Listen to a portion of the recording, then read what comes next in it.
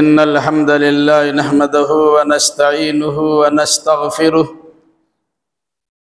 ونعوذ بالله من شرور أنفسنا ومن سيئات أعمالنا من يهده الله فلا مضل له ومن يضلل فلا هادي له وأشهد أن لا إله إلا الله وحده لا شريك له وأشهد أن محمدًا عبده ورسوله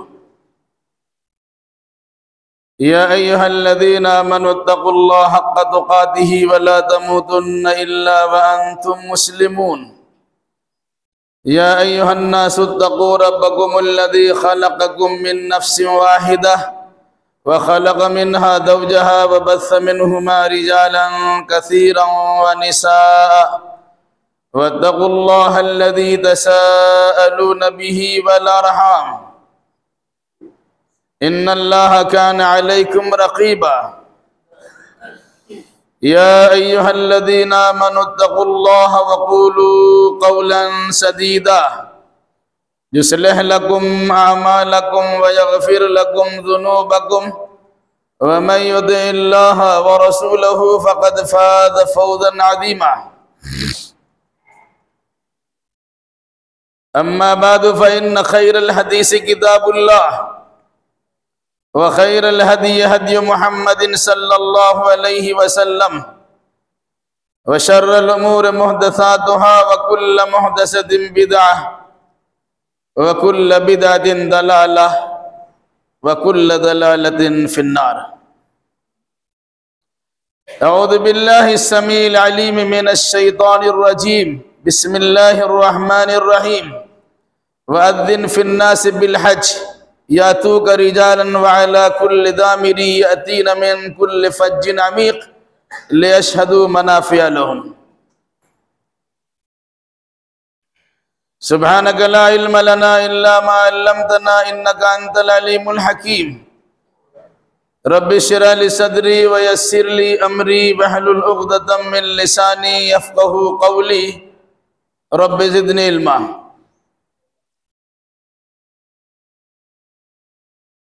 حمد و ثنا، تعریف و توصیف لائق و سزاوار ہے ہر چیز کے خالق و مالک اللہ رب العالمین کے لیے، اور درود و سلام نازل ہو جملہ انبیاء کرام علیہم السلام پر، خصوصاً احمد مصطفیٰ محمد مصطفیٰ صلی اللہ علیہ وسلم پر.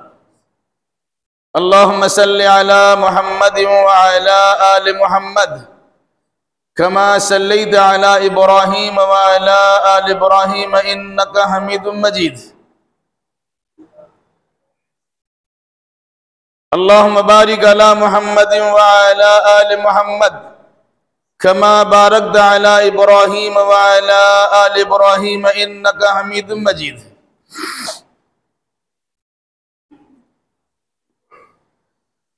بزرگوں، نوجوان ساتھیوں، پردہ نشی ماں اور بہنوں،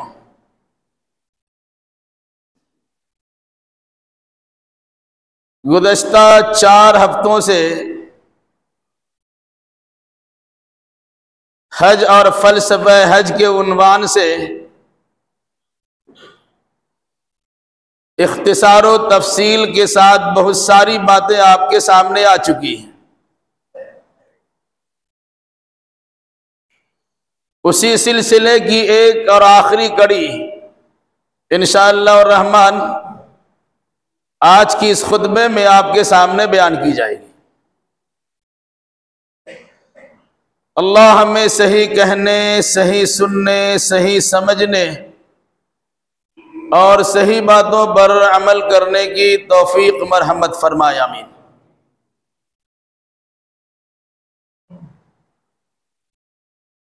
حج ایک ایسی عبادت ہے جو صاحب استطاعت پر زندگی میں صرف ایک بار فرض ہے، اور یہی وجہ ہے کہ اس کی فرضیت کی ادائیگی کے لیے ہر مسلمان ارادہ بھی رکھتا ہے، کوشش بھی کرتا ہے، اور جسے اللہ تبارک و تعالیٰ کی جانب سے توفیق مل جاتی ہے وہ حج بیت اللہ کا فریضہ انجام بھی دے لیتا ہے۔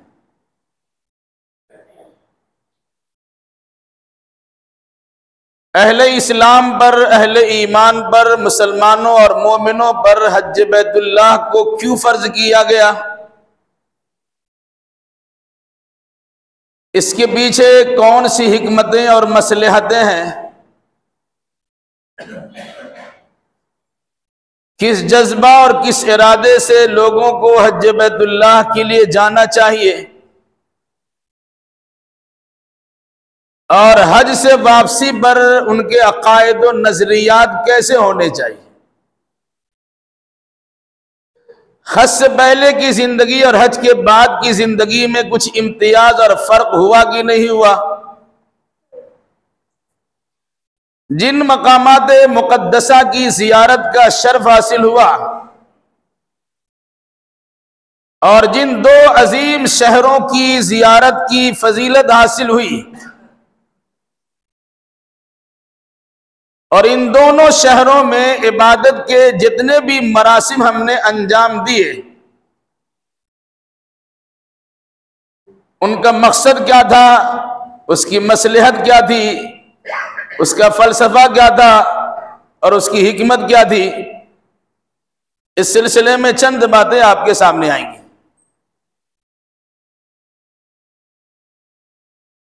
پہلی بات، عام طور سے انسان سوچتا بھی ہے یہ بڑی اور آخری عبادت ہے تو زندگی کے آخری حصے میں کی جائے گی،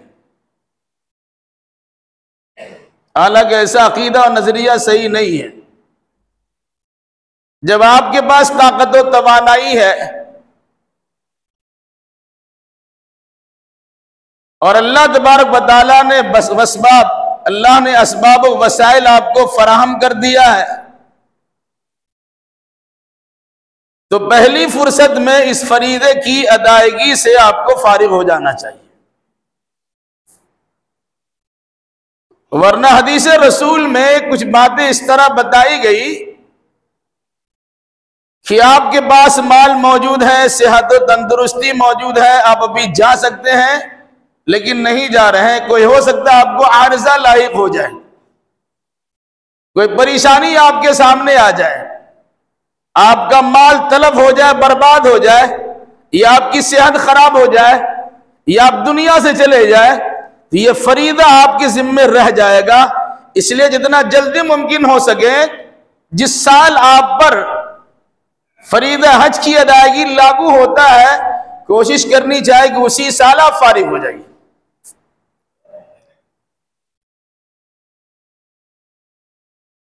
انتظار کرنا کسی بھی صورت میں مناسب نہیں ہے، ورنہ بہت سے لوگوں کو دیکھا گیا کہ سب کچھ اس کے پاس موجود ہے، یا اس کی وفات ہو گئی، یا اس کے مال میں نقصان ہو گیا، یا اس کی صحت و تندرستی خراب ہو گئی، یا پھر ایسی مشغولیت اسے ملی کہ اپنی مشغولیت کو چھوڑ کر فریضہ حج کی ادائیگی کے لیے جا نہیں سکا۔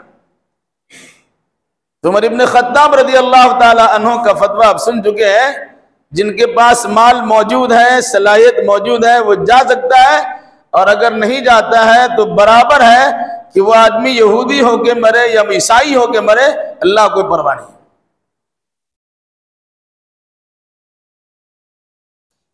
دوسری بات، جب انسان اس فریضے کی ادائیگی کے لیے جانا چاہتا ہے تو بے شمار تمنائیں دل و دماغ میں بسائے رہتا ہے۔ کچھ لوگ واقعی مخلص ہوتے ہیں، اخلاص کے ساتھ اس فریضے کی ادائیگی کی تیاری بھی کرتے ہیں، اور اخلاص کے ساتھ یہ فریضہ انجام دے بھی دیتے ہیں۔ کچھ لوگوں کے پاس مال تو ہوتا ہے، یا تو اسے وہاں جانے کی توفیق نہیں ملتی، دنیا کے مختلف ملکوں کا سیر وہ کر لیتا ہے، سیر و سیاحت کی غرض سے یا کاروبار و تجارت کی نیت سے انسان پوری دنیا کا سفر کر لیتا ہے، لیکن وہ حج بیت اللہ کو جا نہیں پاتا۔ ادھر حقیقت اللہ کی جانب سے اس کی قسمت میں محرومی ہوتی ہے، اس لیے وہ جا نہیں پاتا ہے۔ بہت سے اہل ثروت مالدار اس فریضے کی ادائیگی کا ارادہ کرتے ہیں، تیاری بھی کرتے ہیں، تو ان کا صرف مقصد یہ ہوتا ہے کہ ان کے نام کے سامنے حاجی کا ٹیگ لگ جائے، حاجی کی علامت اور نام لگ جائے۔ اور یہی وجہ ہے کہ ریا و نمود کے سارے حدود کو پار کر جاتے ہیں، اور پھر اس کے بعد حج سے فریضے سے واپسی پر اپنے نام کے ساتھ حاجی لکھوانا انہیں زیادہ خوشکن معلوم ہوتا ہے، اور اگر کوئی انسان اسے حاجی نہیں کہتا تو اس سے ناک بھوں چڑھانا شروع کرتا ہے۔ تو اخلاص کے ساتھ فریضہ حج کی ادائیگی کا ارادہ بھی کرنا ہے اور جا کے کر کے آنا بھی ہے۔ تیسری بات، جو انسان اپنے اپنے ملکوں سے حرمین شریفین پہنچ گیا تو انہیں یہ سوچنا چاہیے کہ اللہ تبارک و تعالیٰ نے ہمارا انتخاب کیا، ہمیں چن لیا ہے۔ آپ کے خاندان سے آپ کو چنا ہے، آپ کی بستی سے آپ کو چنا ہے، آپ کے ڈسٹرکٹ سے آپ کو چنا ہے، آپ کے صوبہ سے آپ کو چنا ہے، یا آپ کے ملک سے آپ کو چنا ہے، یا پوری دنیا سے آپ کو چن لیا ہے، اور اسی چننے کے نتیجے میں آپ کو اپنی بارگاہ میں بلایا ہے۔ تو آدمی کو خوش قسمت ہونا چاہیے اور اپنی خوشی پر فخر نہیں، اللہ کا شکر ادا کرنا چاہیے۔ جب انسان وہاں پہنچ گیا تو پہنچنے کے بعد اس کی ذمہ داری کیا ہوتی ہے؟ اسے یہ سمجھنا چاہیے کہ اللہ نے ایسے مقامات کی زیارت کروائی یا ایسے دو عظیم شہروں کے دیکھنے کا موقع دیا جو دو شہر اور اس میں موجود مقامات دنیا کے تمام شہروں سے اور تمام مقامات سے بہتر ہے۔ جب اللہ نے ہمیں بہتر چیز سے نواز دیا ہے تو پھر اس سے کمتر چیز کی طرف تاک جھانک کر نہیں لی چاہیے۔ اور ایک بات یہ بھی ہو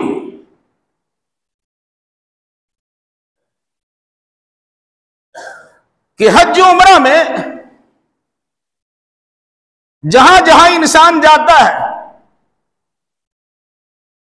اور جن جن عبادتوں کے مجموعے کا نام حج و عمرہ ہوتا ہے، ان عبادتوں کو بجا لاتا ہے، تو ان عبادتوں کے کرنے کرانے میں اللہ کی حکمتیں کیا ہوتی ہے،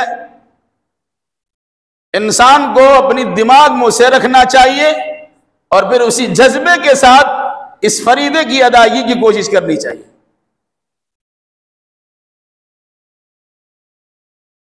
اور پھر اس کے بعد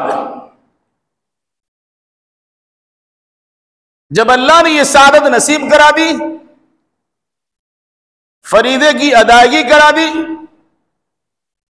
اور صحیح سالم آپ کو اپنے گھروں تک پہنچا دیا، تو اس پر اللہ تبارک و تعالیٰ کا شکریہ ادا کرنا چاہیے، اور ساتھ ساتھ آپ کے جسم و جان سے، آپ کے رہن سہن سے، آپ کے چلنے پھرنے سے، آپ کے معمولات زندگی سے یہ پتہ ہونا چاہیے کہ آپ فریضہ حج کی ادائیگی سے واپس آئے ہیں۔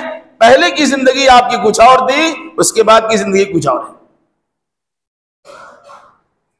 ان تمہیدی گفتگو کو سامنے رکھیے اور اختصار کے ساتھ کچھ اور باتیں یاد رکھیے۔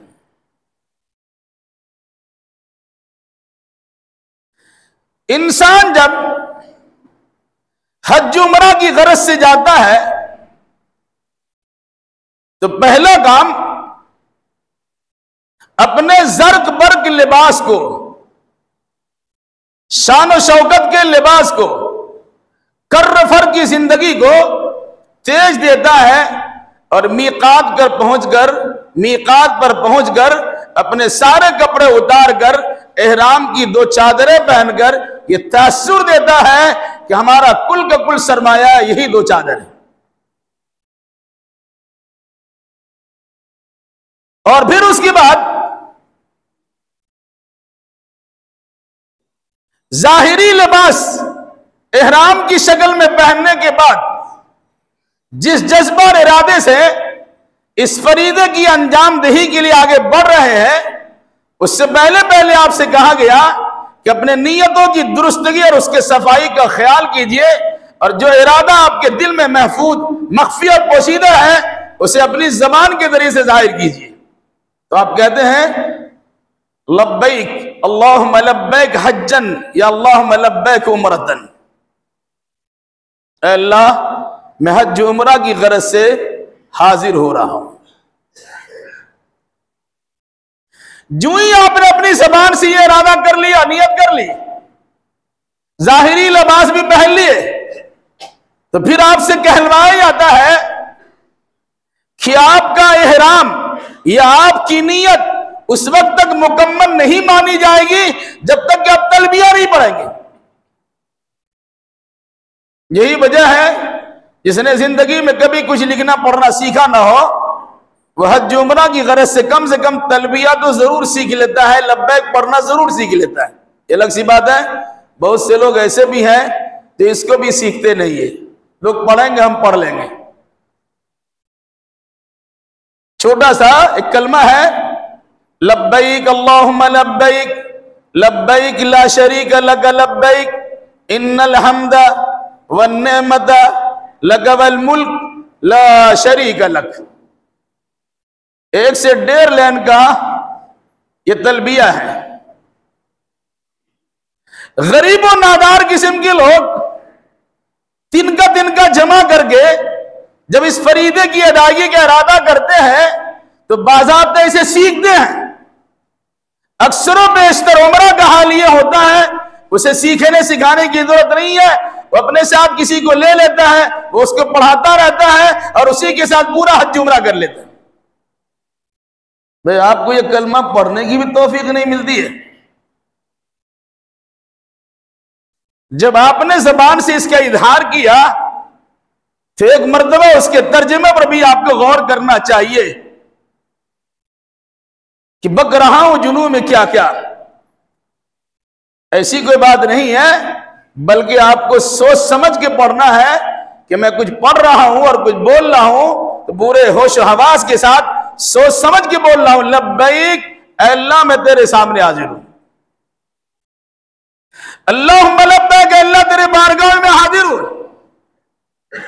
ان الحمد والنعمت لک والملک، ساری تعریف، ساری نعمت، سارا ملک تیرا ہی ہے.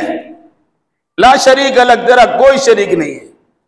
جو انسان اس کلمہ توحید کو پڑھ لے گا اور اس کے معنی مطلب کو سمجھ لے گا، اس کی پیشانی کبھی اللہ کے بارگاہ کے علاوہ کسی درگاہ میں جھک نہیں سکتی. جو انسان اللہ تبارک و تعالیٰ کی بڑائی کا اظہار فرید حج عمرہ کی ادائیگی میں کر لیتا ہے، وہ اللہ تبارک و تعالیٰ کے علاوہ کسی کو بڑا سمجھ ہی نہیں سکتا ہے. چاہے جس ملک میں رہیے، چاہے جتنی نعمتیں آپ پا لیجئے، چاہے جتنی خوبصورت مناظر آپ کو نظر آ جائے، ان تمام جگہوں پر آپ کی زبان سے نکلے گا ان الحمد والنعمت لک والملک لا شریک لک. یہ کلمہ توحید ہے. جو انسان حج کی شروعات میں، عمرہ کی شروعات میں گنگناتا ہے، برملا اس کا اعلان کرتا ہے، انفرادی اجتماعی طور سے چلا کر اسے پڑھتا ہے، پوری دنیا والوں کو گواہ بناتا ہے کہ ہم وہ انسان ہیں کہ اللہ نے یہ توفیق ہمیں دی ہے. اب اللہ کے سوا کسی سے ہمیں ڈرنا نہیں ہے، اللہ کے سوا کسی کی بندگی کرنی نہیں ہے، اللہ کے سوا اللہ تبارک و تعالیٰ کے علاوہ کسی کو حاکم ماننا نہیں ہے. اللہ تبارک و تعالیٰ تمام شرکیات سے پاک ہے. ہم یہ اعلان کرنے کے لیے تیار ہیں.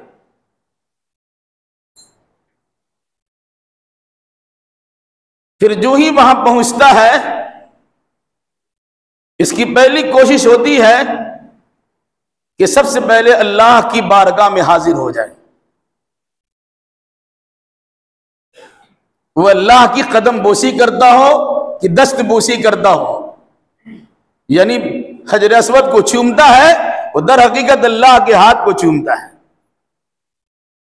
وہ انسان جب اللہ کے بارگاہ میں پہنچتا ہے اور اللہ کے ارد گرد، اللہ کے گھر کے گرد چکر لگانا چاہتا ہے، تو اس سے پہلے اللہ تبارک و تعالیٰ سے وعدہ کرتا ہے کہ جتنا ہم نے کلمہ پڑھا ہے، تلبیہ پڑھا ہے، اپنے علاقے سے آ کر یہاں تک میں نے تلبیہ پڑھنے کی کوشش کی ہے، الہی اس کے مطابق میں اس فریضے کی ادائیگی کرنے کے لیے تیری بارگاہ میں حاضر ہوں، اور تیرے ہاتھ پکڑ کے میں عہد کرتا ہوں، وعدہ کرتا ہوں کہ میں کبھی بھی تیرے ساتھ کسی قسم کے شرک کو گوارا نہیں کروں گا۔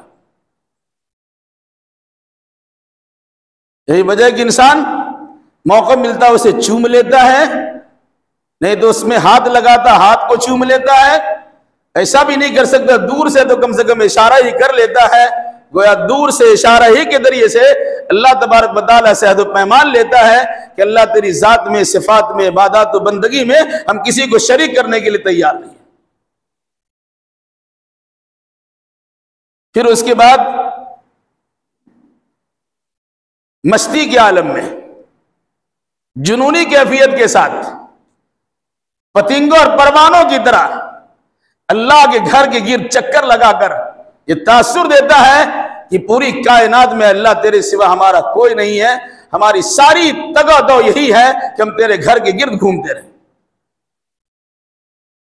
اور جب اللہ کی جانب سے توفیق مل گئی تو بندہ کو یہ تاثر دلائے گا، یاد دلائے گیا، یہ سب کو موقع نہیں ملتا، تمہیں موقع ملا ہے، جاؤ مقام ابراہیم کے پاس جا کر اللہ تبارک و تعالیٰ کے لیے 2 گانا ادا کرو، اور شکریہ کے جذبے کے ساتھ 2 رکعت نماز پڑھنے کے لیے، نماز پڑھنے کے بعد اللہ تبارک و تعالیٰ سے خوب دعائیں کرو۔ اور جب فارغ ہو جاتا ہے تو اللہ تبارک و تعالیٰ تحفہ دیتا ہے کہ بڑی تم نے محنت کی ہے، بڑا مجاہدہ کیا ہے، بڑی تگودو کیا ہے، اب جاؤ زمزم پی کر کے اپنا کلیجہ کو ٹھنڈا کرو اور اپنے سر پہ بہا کر اپنے سکون کو بحال کرو۔ انسان زمزم پی لیتا ہے، پھر اس کے بعد کہتا ہے ابھی تمہارا امتحان باقی ہے، اسی پر تمہیں بس نہیں کرنا چاہیے۔ 2 ایسی جگہ ہم تمہیں لے جانا چاہتے ہیں جہاں بظاہر کچھ خوشنمائی نہیں ہے، آرائش و زیبائش کا سامان نہیں ہے، چلنے پھرنے میں دقت و پریشانی کا سامنا بھی کرنا پڑ سکتا ہے، کبھی اس پہاڑ پہ جاؤ کبھی اس پہاڑ پہ جاؤ، ان دونوں پہاڑوں کے درمیان دوڑ لگاؤ۔ بھلا اب کس کی ضرورت کیا ہے؟ بھئی تیری بارگاہ میں پہنچ گئے، اب اس کی ضرورت کیا ہے؟ کیا اسی بارگاہ میں پہنچنے کے نتیجے میں اب تمہارا امتحان ہے کہ اللہ کے دروازے کو پا لیا، اللہ کے گھر کے گرد چکر لگا لیا، اب اللہ کے دوسرے حکم کو ماننے کے لیے تیار ہو کہ نہیں ہو؟ اس لیے تم سے مطالبہ ہوتا ہے صفا مروا کے درمیان صحیح کرو۔ آدمی صحیح کر لیا، پھر اخیر میں بات آتی ہے اب تمہارا ایک اور امتحان باقی ہے، اپنے بال سے محبت کرتے ہو کہ اللہ سے محبت کرتے ہو؟ تیرے نام اور اس کے نام کا بال رکھتے ہو یا اللہ کے نام پر بال رکھتے ہو؟ حکم ملتا ہے جب بال چھلا لو یا کم سے کم چھوٹا کرا لو۔ عورتوں کے لیے چھوٹا کرانے ہی کی بات، تھوڑی سی چھوٹا کاٹنا ہے، لیکن مردوں کے لیے کہا یا تو بال کو کٹاؤ پورے طور سے چھلا لو یا تھوڑا تھوڑا کٹا لو۔ چھلانے والوں کے لیے، سر چھلانے والوں کے لیے 3 مرتبہ مغفرت کی دعا کی ہے، اور جو صرف بال چھوٹا کراتے ہیں اس کے لیے 1 مرتبہ مغفرت کی دعا دی ہے۔ اللہ کے نبی صلی اللہ علیہ وسلم نے کہا تم نے حج بیت اللہ کے لیے یا عمرہ کے لیے حاضری دیے، حرم شریف میں پہنچے، اللہ کے ہاتھ پر تم نے بیعت کیا، اللہ کے گھر چکر لگا لیا، شکرانے کے طور پر 2 گانا ادا کر لیا، زمزم کی پانی سے سیرابی حاصل کر لی، صفا و مروہ کے درمیان دوڑ لگا لیا، اب تم سے مطالبہ ہوتا ہے بال چھلاؤ یا بال کٹاؤ، اب تمہاری ذمہ داری ہے، اب تم نے ایسا کر لیا ہے تو تمہیں سمجھنا چاہیے کہ اگر نیک نیتی کے ساتھ یہ کارنامے انجام دیے ہو تو اللہ تبارک و تعالیٰ تمہاری خطاؤں کو بخش دے رہا ہے، تمہارے گناہوں کو معاف کر دے رہا ہے۔ لیکن جب یہ اعمال تم کر رہے ہو تو اس اعمال کے کرنے کا تمہیں فائدہ کیا مل رہا ہے اس پر تمہیں غور و فکر کرنی چاہیے، اور وہاں سے واپسی کے بعد آپ کی عملی زندگی میں تبدیلی آنی چاہیے، انشاءاللہ اس کی تفصیل کچھ دیر کے بعد۔ پھر آدمی نارمل ہو جاتا، نہا دھو کے اپنے انداز میں چلا آتا، نمازوں کی پابندی کا حکم ہے، حرم شریف میں رہیے تو ساری نمازیں حرم شریف میں پڑھیے تاکہ ایک ایک نماز کے ثواب لاکھ لاکھ نماز کے برابر مل جائے۔ مگر وہی آپ کا امتحان بھی ہے، اور چھوٹا موٹا امتحان نہیں، بہت بڑا امتحان ہے۔ اور وہ امتحان کیا ہے کہ جہاں تمہیں 1,00,000 کا ثواب مل رہا ہے، ایک وقت کی نماز کا ثواب 1,00,000 کے برابر مل رہا ہے، اب اللہ کے حکم سے تمہیں ایسی جگہ پر جانا پڑے گا اور 5 دن رہنا پڑے گا جہاں ایک وقت کی نماز کا ثواب ایک ہی وقت کی نماز کا ثواب ملے گا، وہ 1,00,000 کے برابر نہیں ہوگا۔ اب تم سے دیکھا یہ جاتا ہے کہ تم منمانی کرتے ہو یا اللہ اس کے رسول کے فرمان کے مطابق اس حکم کی بجاوری کرنے کے لیے تیار ہو۔ 8 تاریخ آ جاتی ہے حج کے مہینے کی، حکم ملتا ہے پھر بوریا بستر سمیٹو اور اپنے اس ہوٹل کو چھوڑ دو، جاؤ مینا میں،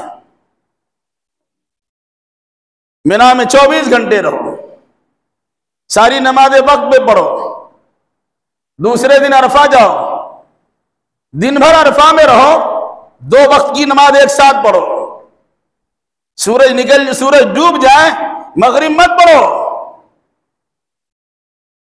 مزدلفہ چلے جاؤ، مغرب و عشاء 2 نماز ایک ساتھ پڑھو اور کھا پی کے سو جاؤ۔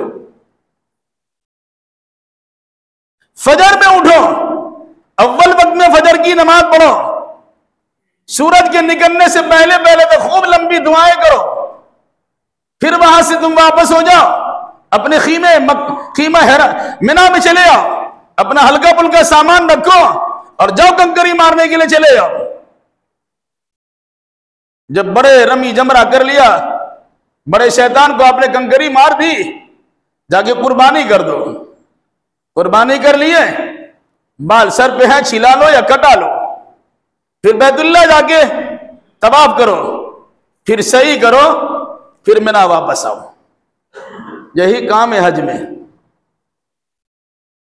اب انسان سوچے گا لاکھوں لاکھ روپیہ خرچ کر کے ہم آئے ہیں، ہم کو تو کعبہ کو دیکھتے رہنا ہے۔ جو عقیدہ و نظریہ ہے کہ کعبہ کو دیکھنا بھی عبادت ہے، اور افسوس ہے بڑے بڑے علامہ حضرات اسے بیان کرتے ہیں کہ حدیث ہے کہ 3 چیزوں کو دیکھنا عبادت ہے، کعبہ کو دیکھتے رہنا عبادت ہے، قرآن کو دیکھتے رہنا عبادت ہے، ماں باپ کو دیکھتے رہنا عبادت ہے۔ لوگ اسی بھلائیے میں پڑے ہوئے ہیں، لیکن ان 3 چیزوں کی جو قدر ہونی چاہیے اس کی قدر سے غافل ہے۔ بھئی کس نے کہہ دیا کعبہ کو دیکھتے رہنا عبادت ہے؟ یہ کون سی صحیح حدیث میں اس کا تذکرہ ملتا ہے؟ اسی عقیدے کی، اسی غلط عقیدہ اور نظریہ کی بنیاد پر جہاں سے کعبہ دکھائی دیتا ہے، انسان اس کا ایکسٹرا پیسہ دے کر کے ایسے ہوٹلوں میں اور ایسے ہوٹلوں کے روم میں جگہ منتخب کرواتے ہیں کہ جہاں سے بیٹھے بیٹھے کعبہ ہی دیکھتے رہے۔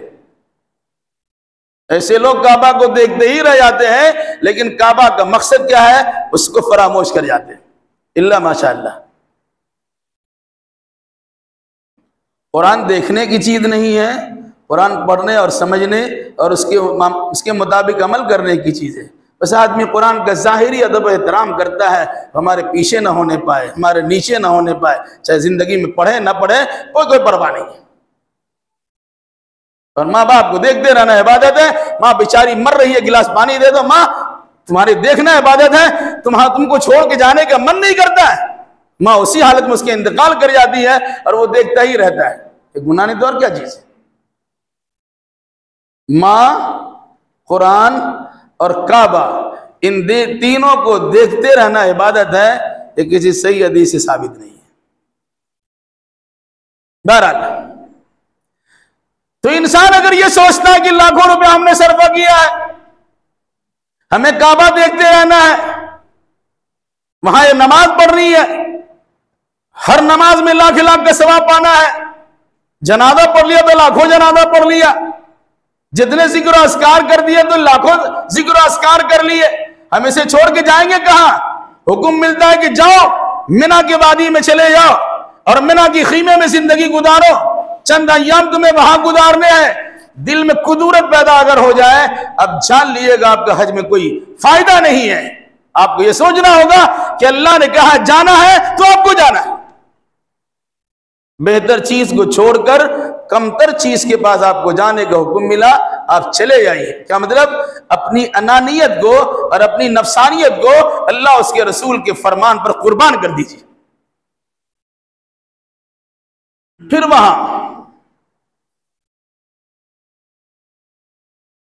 وہاں کی جو عبادتیں آپ نے بجا لائی،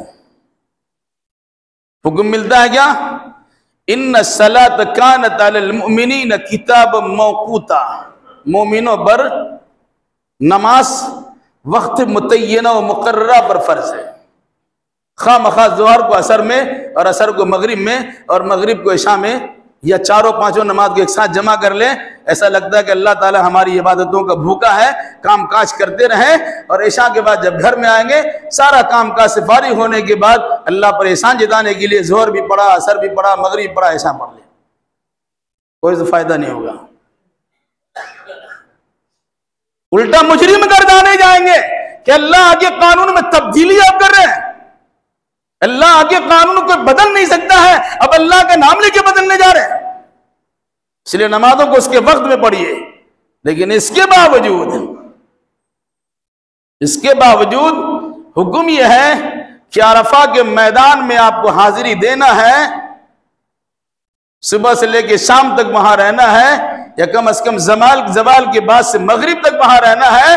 تو وہاں پہلا کام آپ کا یہ ہوگا کہ زوال ہونے کے بعد امام کا خطبہ سنیے اور 2 رکعت ظہر کی نماز پڑھیے اور 2 رکعت عصر کی نماز پڑھیے۔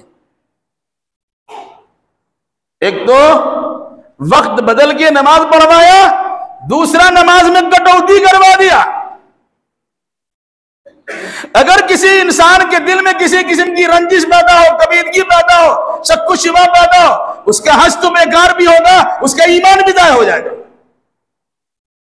اسے اکتفا کرنا پڑے گا کہ ہمیں ظہر کی نماز 2 ہی رکعت پڑھنا ہے، عصر کی نماز 2 ہی رکعت پڑھنا ہے، اور ظہر کے وقت نہیں پڑھنا ہے۔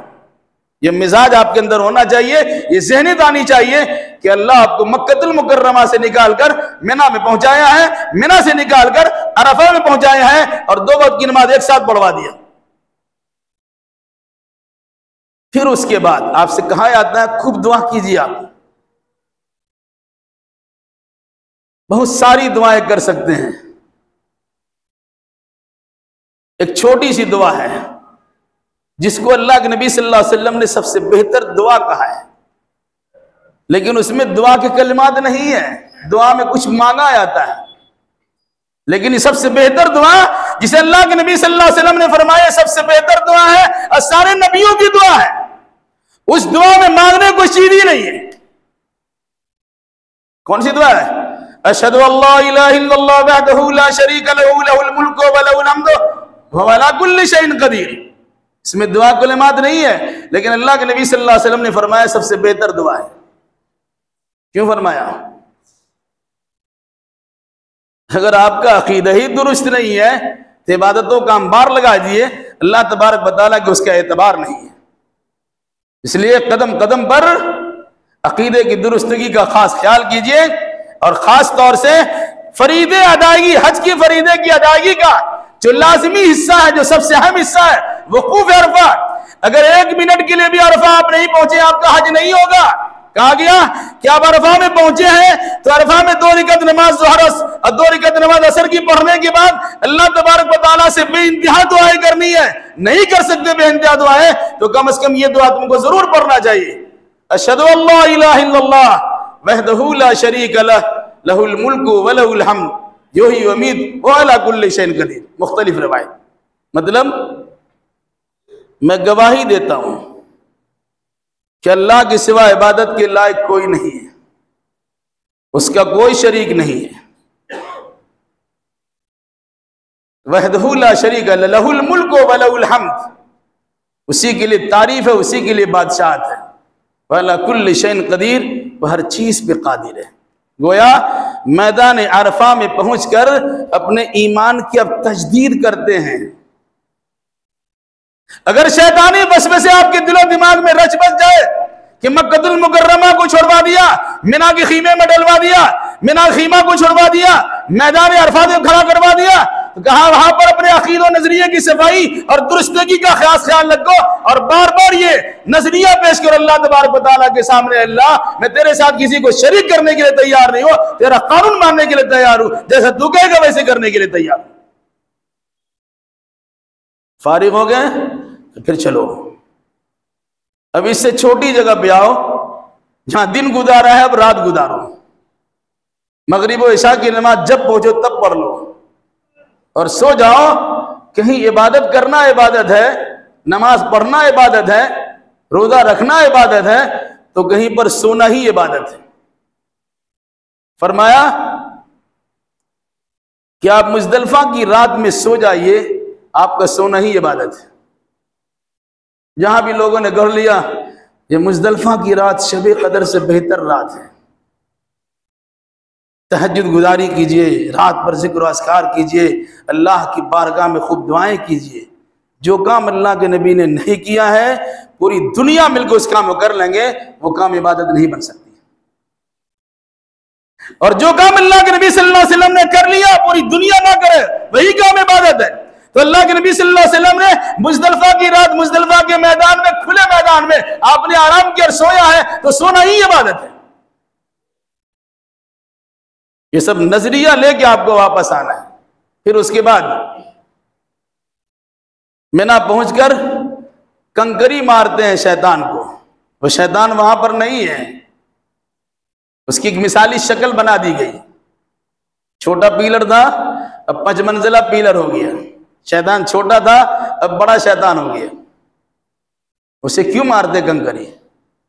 کنکری اس لیے مارتے آپ کہ یہ شیطان ہمیں اللہ کی عبادتوں سے ورغلاتا ہے، بہکاتا ہے، وسوسہ اندازی کرتا ہے، فرمان الہی پر عمل پیرا ہونے سے روکتا ہے۔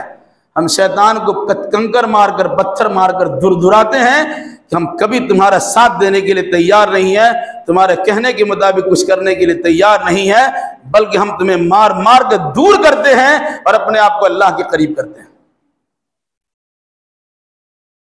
پھر قربانی ہے، پھر سر کا بال چھلانا ہے، پھر حرم شریف میں طواف کرنا ہے، پھر زیارت کو صفا مروہ کے درمیان صحیح کرنا ہے، سارا کام ہو گیا تو اخیر میں آپ واپسی کے وقت میں طواف وداع کرتے ہیں۔